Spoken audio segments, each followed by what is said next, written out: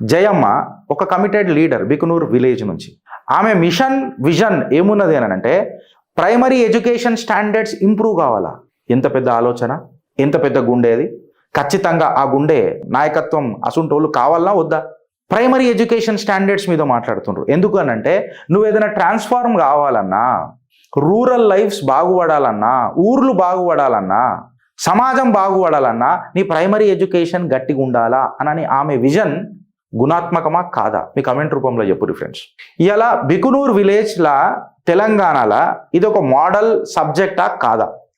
Focus on primary education కాడికి తీసుకుంటే government primary schools పరిస్థితి ఏ రకంగా ఉంది? ఆమె basic infrastructure, clean class rooms, drinking water, toilets, ఒక మంచి ఎన్విరాన్మెంట్, పర్యావరణం పిల్లలకు ఉండాలా.